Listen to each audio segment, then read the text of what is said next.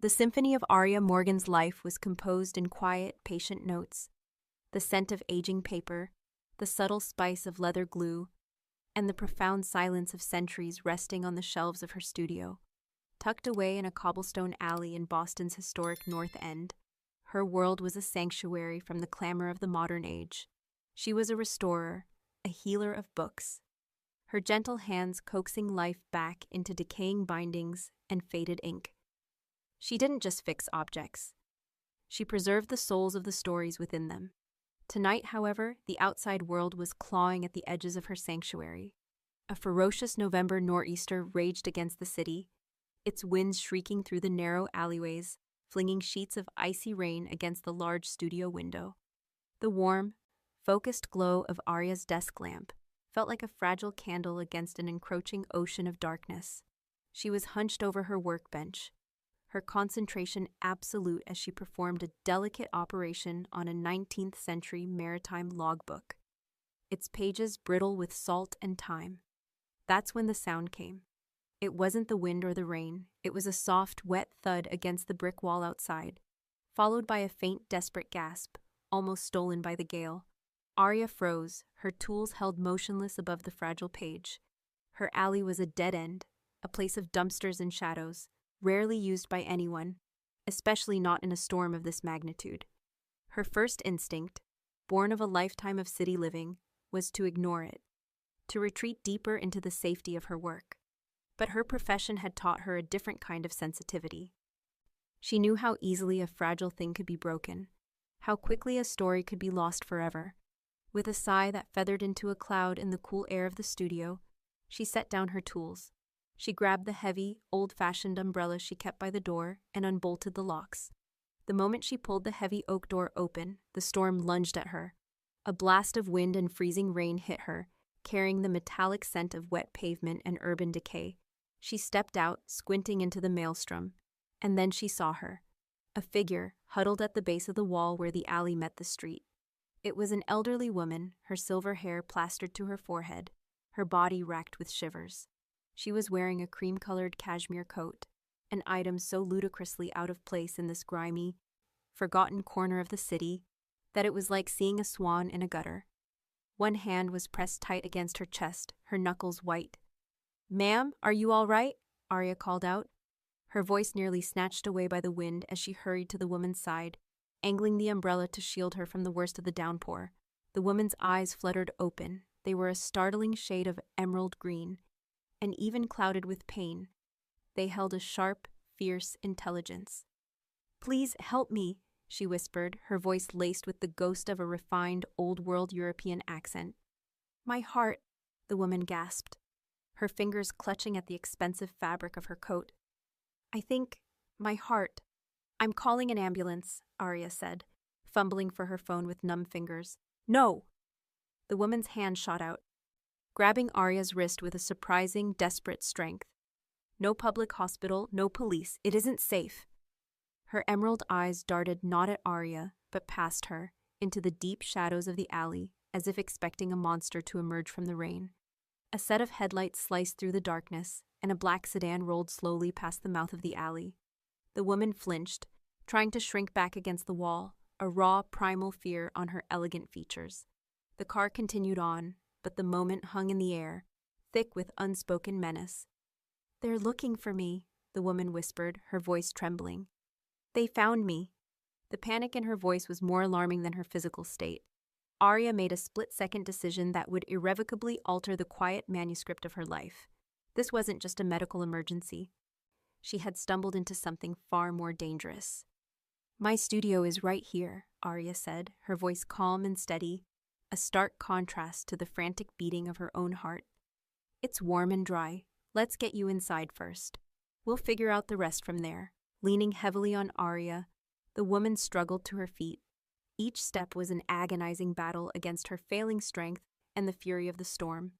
They finally stumbled through the studio door, and Aria slammed it shut, the heavy thud of the deadbolt sliding home, feeling like the final closing of a chapter on her old life. Inside under the soft, warm light, the woman's appearance was even more striking. Around her neck, resting against the damp cashmere, was an exquisite antique gold locket, intricately carved and heavy with secrets. "Thank you," she breathed, sinking into Arya's worn leather armchair. "My name is Celeste Moreau." "Arya Morgan," she replied, draping a thick wool blanket over Celeste's shivering shoulders. Celeste's eyes, clear for a moment, locked onto hers. "Arya, I must ask you to do something for me, an act of faith." She reached into her coat and produced a small, thick business card. It was stark white, bearing only a single embossed phone number. "Call this number, tell them only this. Celeste needs help. Do not give your name, do not give this address, they will find us." She paused, a spasm of pain crossing her face. "And one more thing, a warning, from this moment on. Trust no one who comes for me, no one." Before Arya could ask what she meant, Celeste's eyes rolled back in her head, and she slumped into the chair, unconscious, leaving Arya alone with the storm, a dying stranger, and a promise that felt as heavy and dangerous as a loaded gun. For a paralyzing moment, Arya could only stare at the still form slumped in her armchair. The world outside roared, but inside the studio, a deafening silence had fallen, punctuated only by the frantic ticking of the old regulator clock on the wall. Celeste Moreau was unconscious. A promise had been made, and ruthless men were hunting just beyond her door. Arya's training as a restorer took over, a practiced calm descending over the initial shock. Panic was a luxury she couldn't afford. She knelt beside Celeste, her fingers finding the pulse point on the woman's neck. It was faint, thready, but it was there. A shallow, irregular breath feathered against her cheek. This wasn't just a simple faint. It was a serious medical crisis. Every rational part of her mind screamed to call 911. It was the correct, sane thing to do. But Celeste's words, spoken with the last of her strength, echoed with chilling clarity. "No public hospital, no police, it isn't safe." And the final, most haunting warning, "Trust no one." Arya's gaze fell to the objects in her hands, the heavy gold locket and the stark white business card. One was a secret, the other a key. To call 911 would be to betray the trust the stranger had placed in her and potentially deliver her directly into the hands of the very people she was fleeing. To call the cryptic number was to dive headfirst into the abyss, to put her own life into the hands of unknown, powerful forces. She looked at Celeste's pale, serene face, a face that held both aristocratic elegance and profound weariness. She had made a promise, not just with her words, but with her actions when she'd opened her door to a stranger in the storm. She couldn't turn back now. Taking a deep, steadying breath, she picked up her phone. Her fingers felt like ice as she punched in the 10 digits from the card. It rang only once, a short, clipped signal before the line connected. There was no greeting, no automated message, only a profound and expectant silence, charged with energy. "Celeste needs help," Arya said, her voice a low, controlled whisper, repeating the exact words she'd been given. The silence on the other end stretched, and for a terrifying second, she thought the line was dead. She fought the urge to say more, to give the address, to plead for them to hurry. Then a man's voice, deep and devoid of any emotion, spoke a single word. "Location?" It was a command, not a question. "A book restoration studio," Arya answered, her voice trembling slightly. "In the alley off Fleet Street, North End." She gave the building number. Another pause, this one shorter. "Acknowledge Bavag Damad," the voice stated. It wasn't a confirmation, but another command. "Acknowledged," Arya whispered back. The line clicked dead. Arya stared at her phone, a cold dread seeping into her bones. What had she just done? Had she summoned help, or had she just given away their position to the enemy? There was no way to know. All she could do was wait. The next 15 minutes were the longest of her life. She busied herself by making Celeste more comfortable, elevating her feet on a stack of rare folios that she would normally never use as a footstool. She dampened a cloth and gently wiped Celeste's forehead.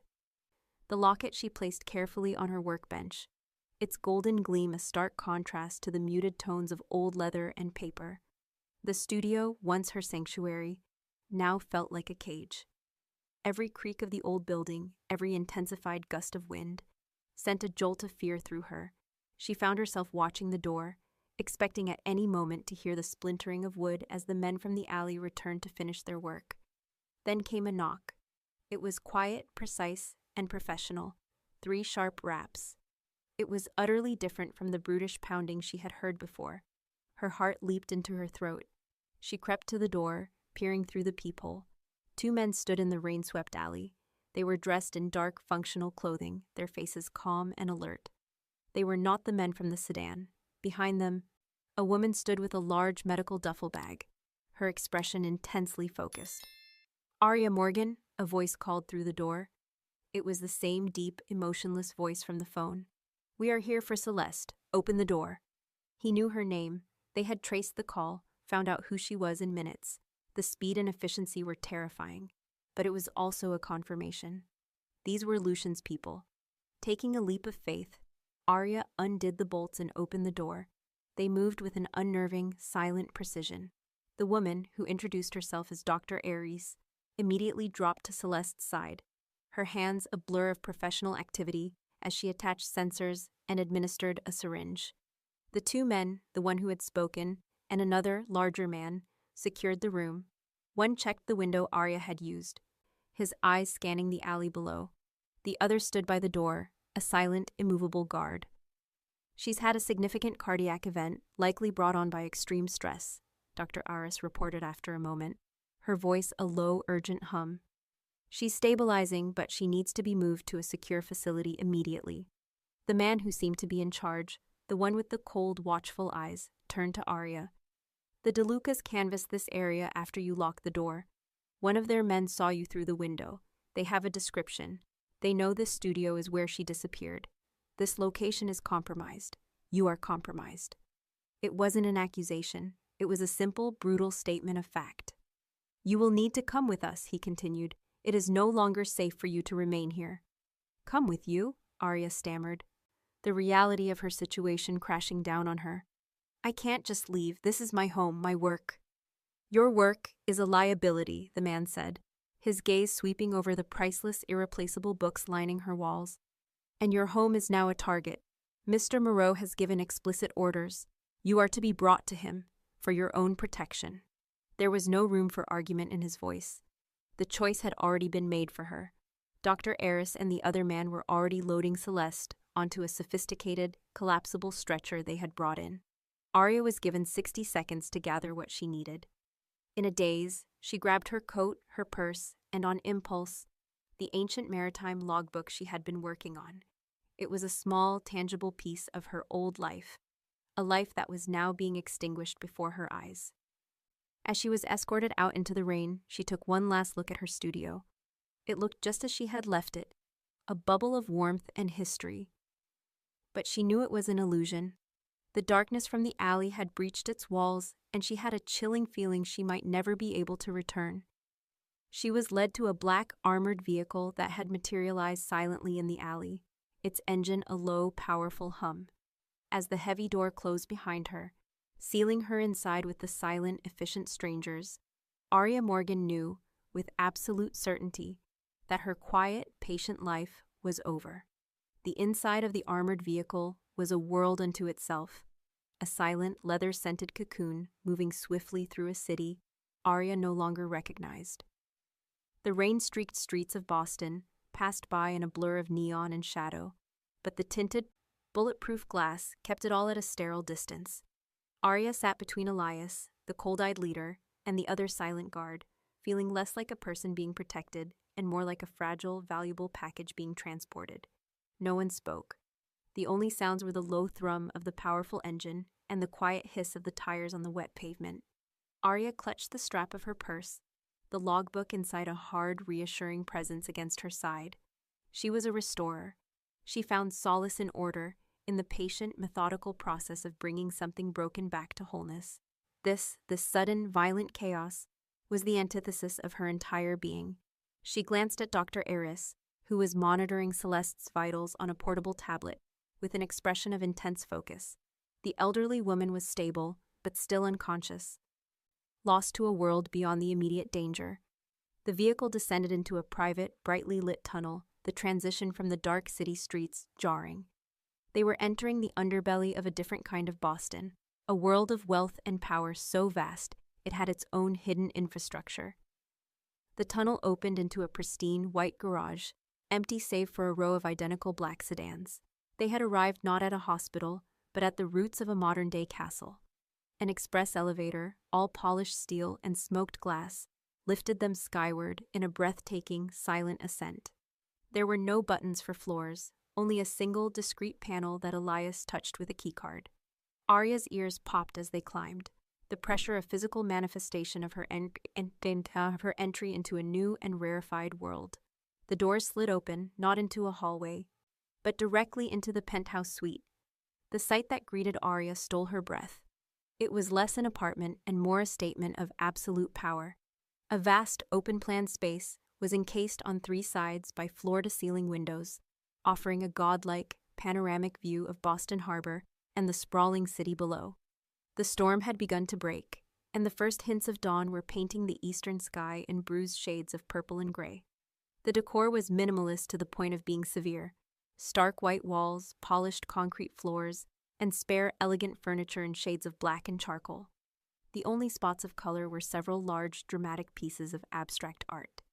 Banks of computer monitors were set up against one wall, their screens glowing with complex data streams, attended to by a few quietly focused individuals. The air was cool, still, and smelled faintly of ozone and expensive cologne. It was the lair of a very powerful, very controlled predator, and there he was. He stood with his back to them, a tall silhouette against the awakening city, a glass of amber liquid in his hand. He was speaking in a low voice on the phone, the words too quiet to make out, but the tone was one of effortless command. As the elevator doors chimed softly, he ended the call and turned. If Arya had thought the men downstairs were intimidating, they were mere foot soldiers compared to the king.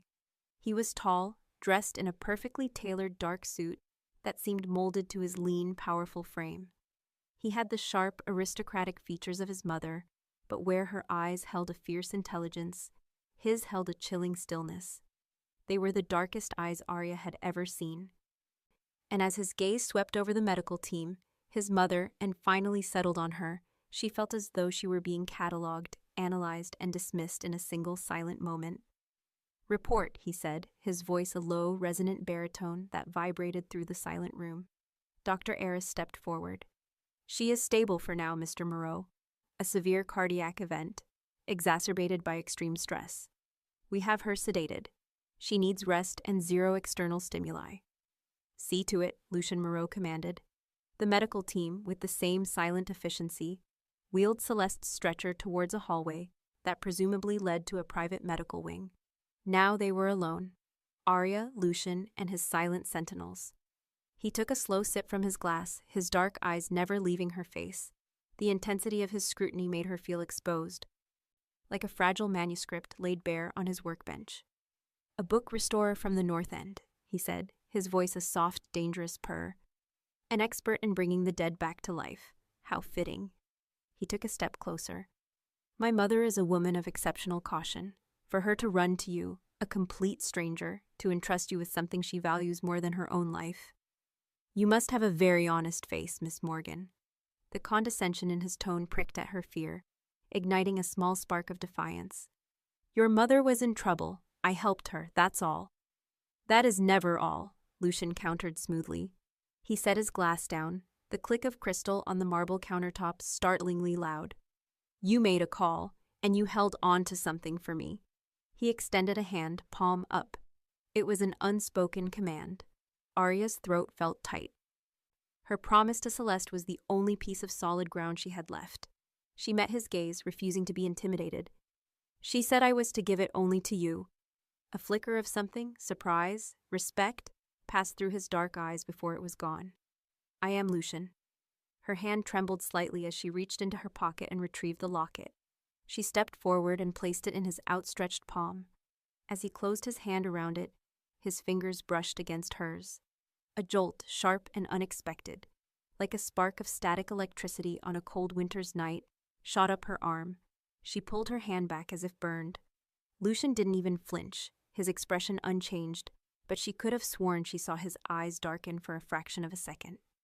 With a practiced, almost dismissive flick of his thumb, he opened the antique clasp. He ignored the intricate carvings and the patina of age, his entire focus on the hollowed-out space inside. He looked at the tiny microchip, then back at Arya. Tell me her exact words.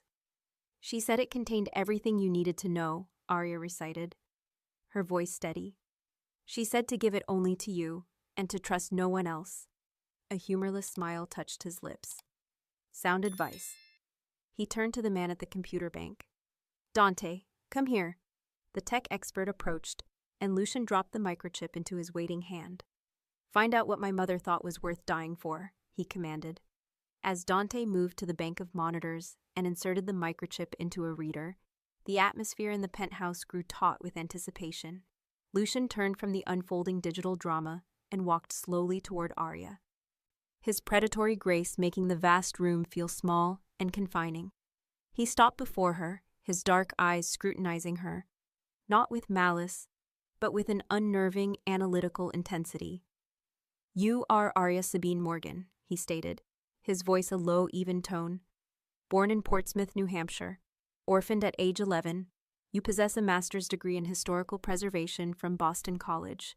You opened your studio, Folio and Quill Restoration, 4 years ago. You are 2 months behind on your business loan. You volunteer on Saturdays at the public library's literacy program for children. Your preferred coffee is a black Americano from a small cafe on Hanover Street, and you are allergic to penicillin. He delivered this information as if reading a weather report. Each detail was a quiet, brutal violation, stripping away every layer of her privacy, every wall she had built around her quiet, unassuming life. The blood drained from Arya's face. It was one thing to be pulled into his world. It was another to realize he had possessed a key to hers all along. How? She whispered, the word barely audible. In my world, knowledge is not just power, it is survival, Lucian replied, his expression unyielding. The moment my mother's safety was compromised, I needed to know every variable in the equation. You, Ms. Morgan, became the most important variable. I needed to know if you were a threat, a victim, or something else entirely. A hot surge of anger cut through her fear. I am not a variable in your equation, Mr. Moreau, she said, her voice trembling but defiant. I am a person whose life you and your enemies have just turned upside down. For the first time, a genuine, though fleeting emotion crossed his face. It was a flicker of respect. That you are, he conceded, and because of that, you are now under my protection. The DeLucas will not be as discerning as I was in their research. They will simply see you as a loose end to be eliminated. His point was as sharp and cold as a shard of glass. Her anger deflated, leaving behind the chilling realization of her complete and utter dependency on this dangerous man. Sir, Dante's voice cut through the tension. I'm in. They both turned to the monitors. The chaotic lines of code had resolved into a clean, organized file system. It was a digital ghost, the life's work of a brilliant accountant who had lived in the heart of a criminal empire. Dante's fingers flew across the keyboard, opening the primary directory.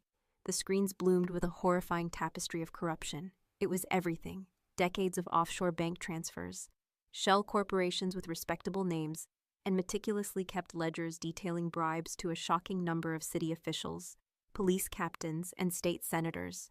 Arya watched in stunned silence as a diagram appeared, mapping out how the DeLuca family had been systematically laundering millions in illegal profits through a network of philanthropic foundations.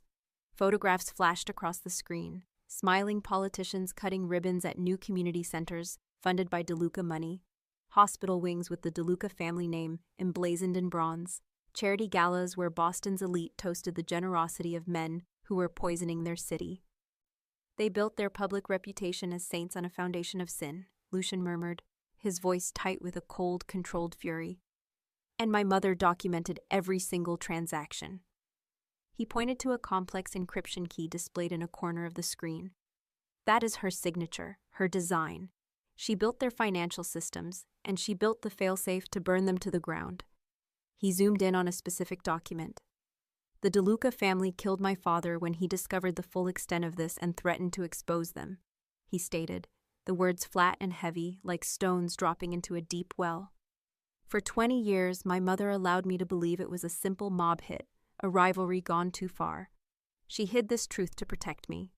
Arya looked at Lucian's profile, seeing the hard lines of a man forged in the fires of a lie.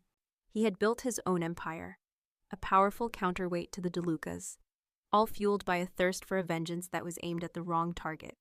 As she watched the network of corrupt charities flash on the screen, a half-forgotten memory surfaced. A grant her literacy program had received a few years ago, a grant that had saved them from closure. "The Moreau Foundation," she said aloud, the connection clicking into place. "Your foundation funds educational and arts programs in underprivileged neighborhoods, including the library where I volunteer." Lucian turned to her, a questioning look in his eyes. "That wasn't random, was it?" she pressed on, the pieces falling together. "All this time you've been using your power to counter theirs. They use charities to launder their money and poison the city, and you use your foundation to try and heal it. You've been fighting your father's war all along, without even knowing the real reason why." The observation hung in the air between them. It was a moment of profound, unexpected insight that seemed to momentarily disarm him. He saw that she understood, not just his power, but the hidden driving purpose behind it. Before he could respond, Dante spoke again, his voice hushed with awe. "Sir, there's another partition, more heavily encrypted. It's not part of the DeLuca files. The directory is labeled with a single word." "What is it?" Lucian demanded. Dante looked up from his screen, his expression grim. "Nathaniel." The name hung in the sterile air of the penthouse, heavy and resonant with unspoken history. Nathaniel, the ghost in Lucian's machine. The father he had spent a lifetime avenging, now the subject of a secret his mother had guarded for over 20 years. Lucian's face was a mask of stone, but Arya could see a storm gathering in the depths of his dark eyes.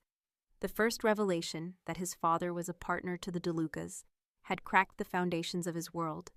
She feared this next one would bring the entire structure crashing down.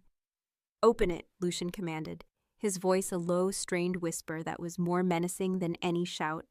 Dante's fingers hesitated over the keyboard. "Sir, the encryption on this partition is on another level. It's personal, a failsafe within a failsafe. Breaking it could corrupt the data." "I did not ask for a risk assessment, Dante. I gave you an order," Lucian said, his voice dropping to a dangerously quiet level.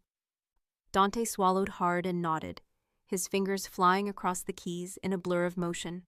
Lines of complex code scrolled across the main screen. For a full minute, the only sound in the room was the soft click of the keyboard and the distant, mournful cry of a foghorn from the harbor.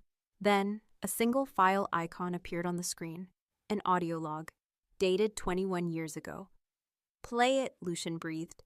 A faint hiss of static filled the room, and then a voice, a man's voice, younger than Lucian's but with the same deep timbre, laced with an almost unbearable desperation. It was Nathaniel Moreau. "I can't do this anymore, Celeste," the ghost in the machine said, his voice raw with anguish. "It started as a game, a way to prove I was smarter than all of them, to beat the system at its own terms. A way to build a future for us." A second voice joined the first, belonging to a younger, fiercely protective Celeste. "Then we walk away, Nathaniel. We take Lucian and we disappear. We have enough. We can start over, somewhere they'll never find us." A bitter, broken laugh came from Nathaniel. "Walk away? Celeste, there is no walking away.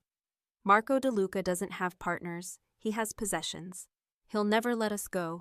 He knows I am the only one who designed it, the only one who can burn it all down from the inside." There was a pause, filled with the sound of a shaky breath. "And it's worse than I ever imagined. It's not just money anymore. He's using the charities, the ones I helped create. He's using them to fund human trafficking operations. He's bringing young girls into the city, Celeste. Girls the same age as our son's future classmates. I created this monster, and now it's devouring innocence." The pain in his voice was so profound it was a physical presence in the room. Arya felt a knot of empathy tighten in her chest. "There is only one way to stop him," Nathaniel continued, his voice hardening with a terrible resolve. "The evidence has to get out. All of it. I've backed it up, hidden it with you. It's our only legacy, Celeste.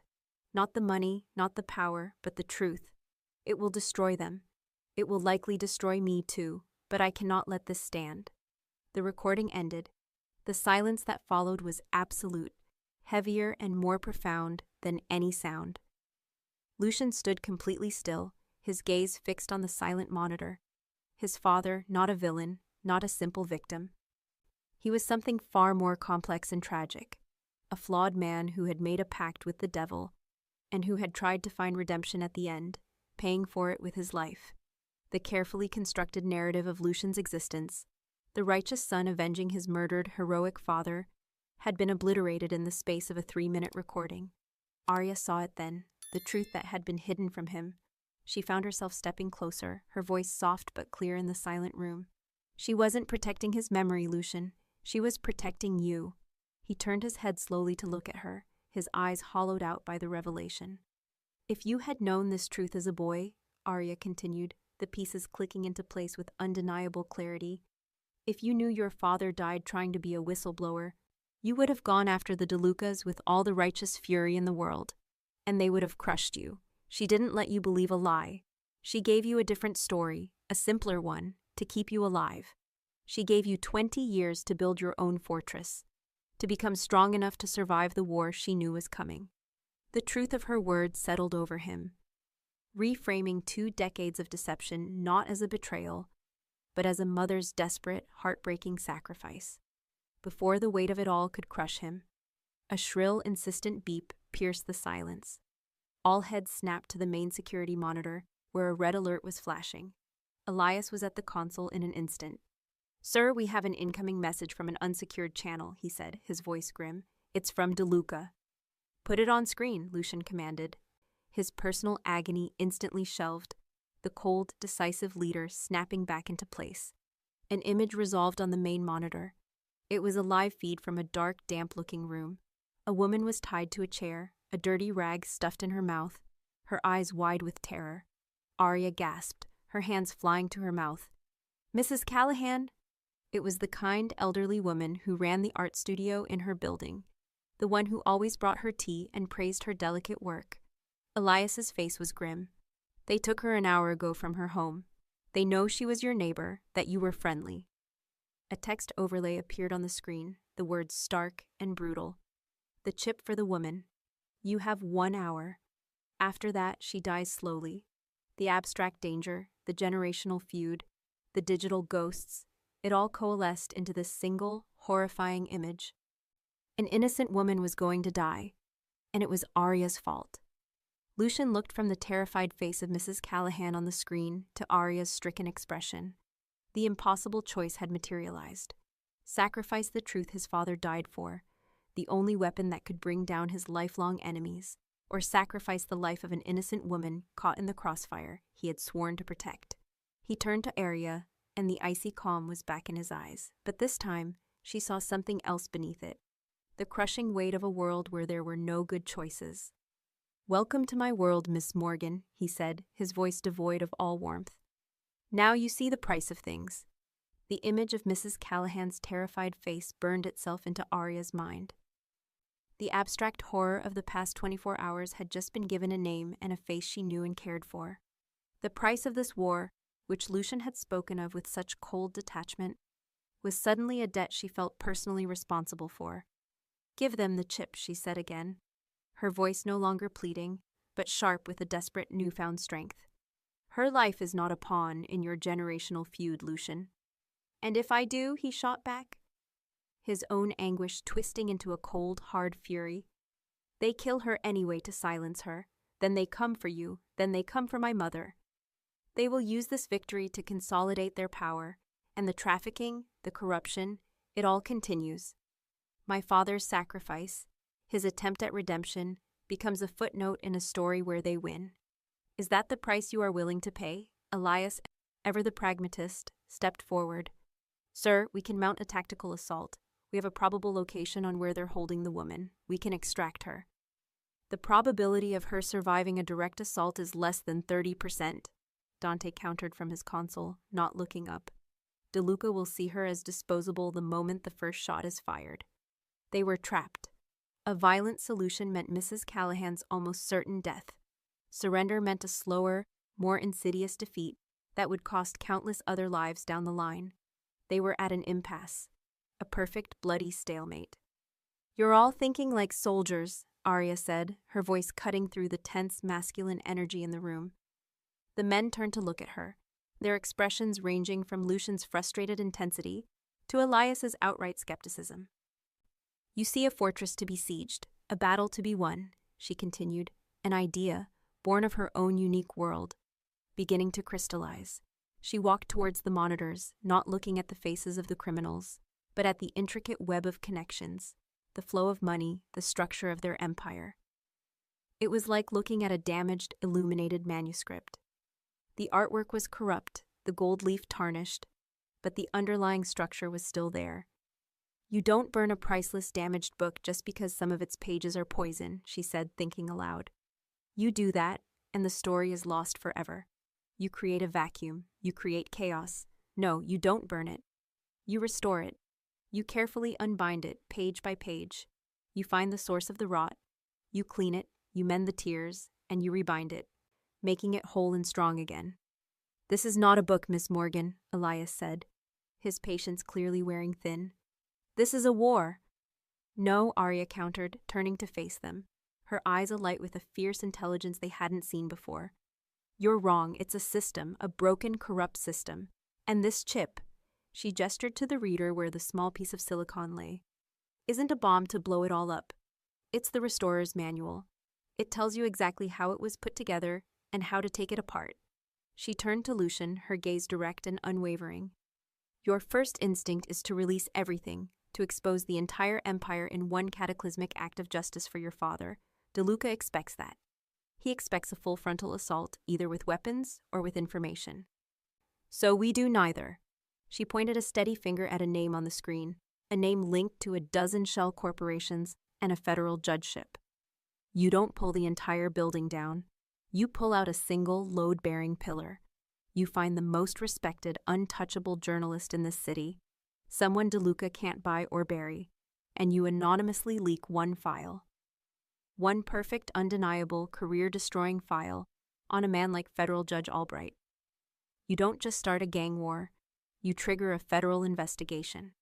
You create a firestorm that DeLuca cannot control, one that threatens to burn his powerful friends who have sheltered him for decades." The room was silent. The sheer audacity of her plan was sinking in. It was a move of immense sophistication, a declaration of war not on the streets, but in the halls of power.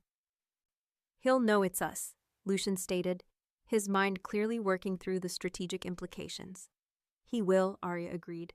"And that's the point. It's a demonstration of power. It tells him you don't just have dirt, you have a scalpel, and you know exactly where to cut. It tells him you have the power to dismantle his entire world, piece by piece, starting with the very people who make him feel untouchable. And it will terrify him.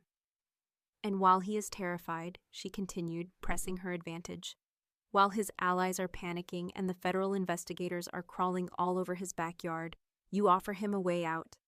A temporary reprieve, the life of an innocent woman for your silence. You get Mrs. Callahan out of the line of fire, and you reset the entire game, only this time, you're not just a rival. You're the man holding the strings." Lucian stared at her, and for a long, breathless moment, she saw the war within him. The primal urge for bloody revenge warring with this new, colder, more intelligent path. He was seeing the world through her eyes, not as a battlefield, but as a complex text, waiting to be rewritten.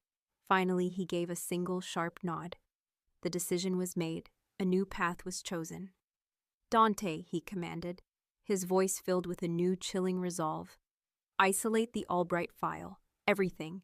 Every transaction, every photo, every phone call. Encrypt it and send it to the designated media contact. Now." He turned to Elias. "Get me a secure channel to Marco DeLuca.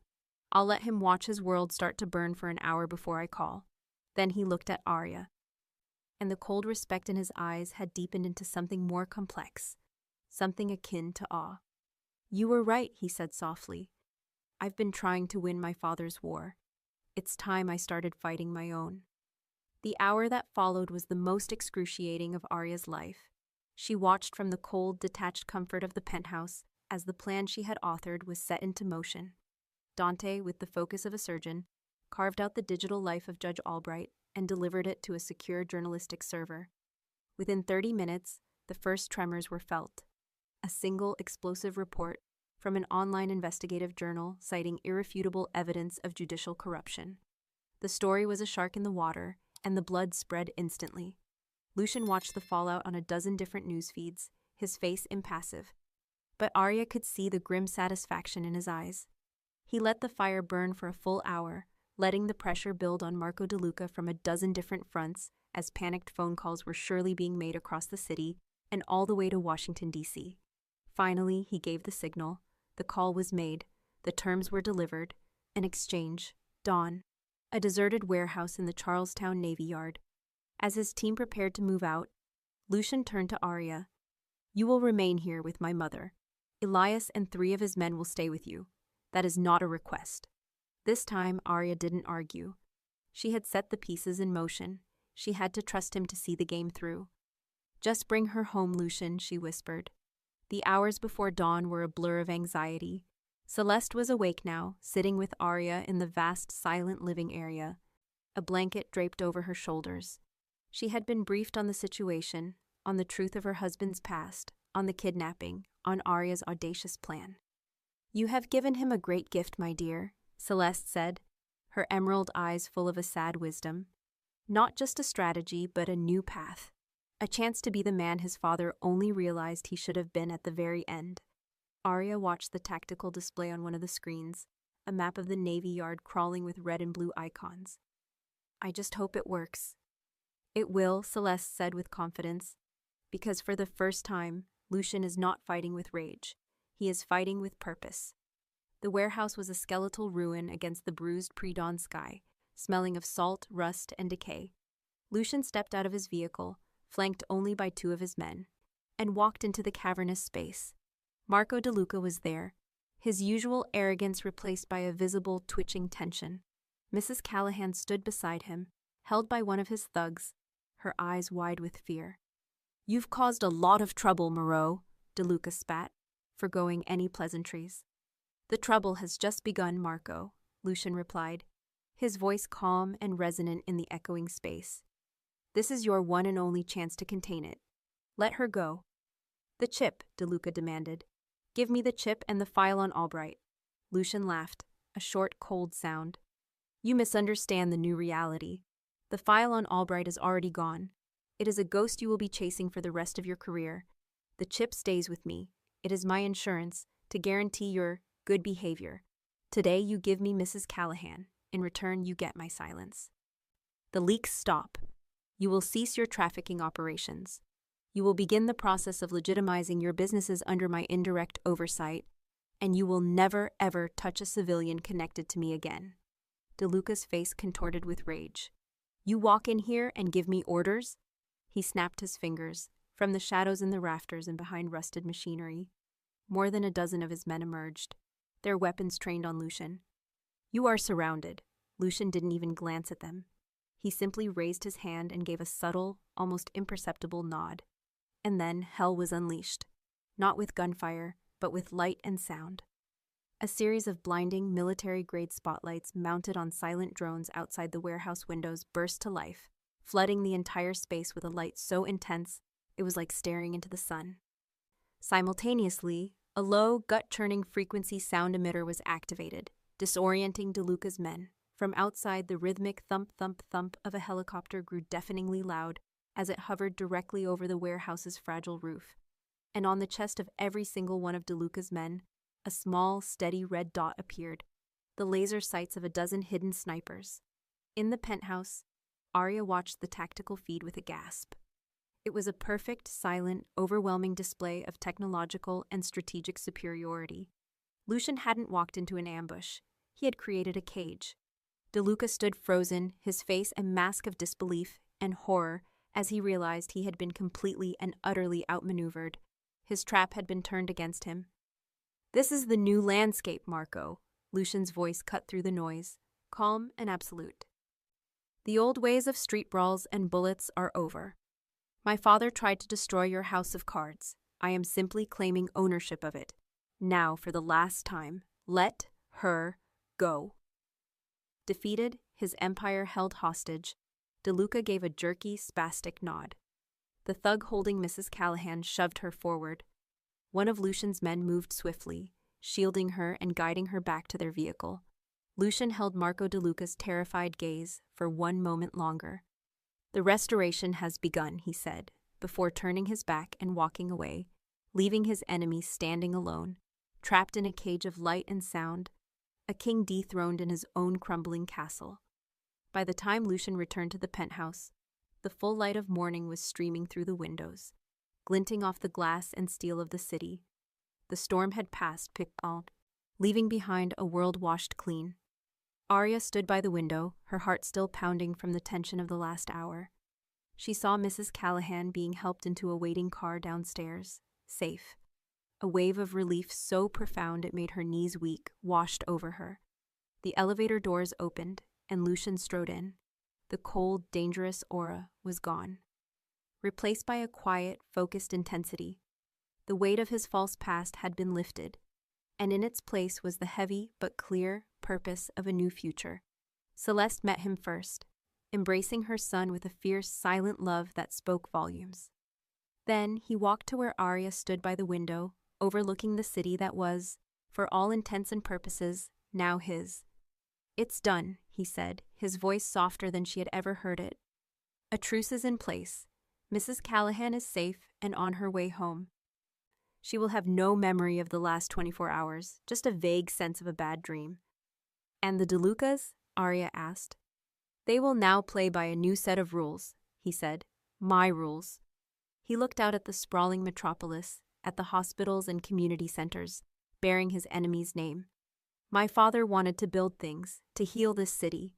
He got lost in the darkness along the way. With this evidence as a hammer, I can force the DeLucas to do what he originally intended.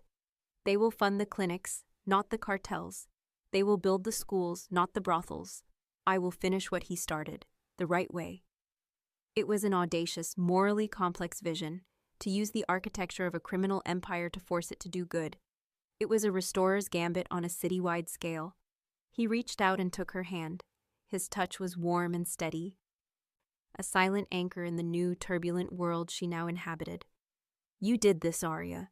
You saw a path no one else could see. You, the woman who mends the stories of the past, have given mine a new future." Arya looked down at their joined hands, then back at him.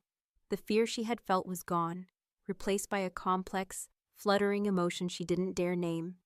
Her quiet, predictable life was a memory, a story in a book whose cover was now closed. What lay ahead was an unwritten page, terrifying and uncertain, but also filled with a strange and powerful hope. "What happens to me now?" she whispered. Lucian's thumb gently brushed against her knuckles. He brought her hand to his lips and pressed a soft, lingering kiss there.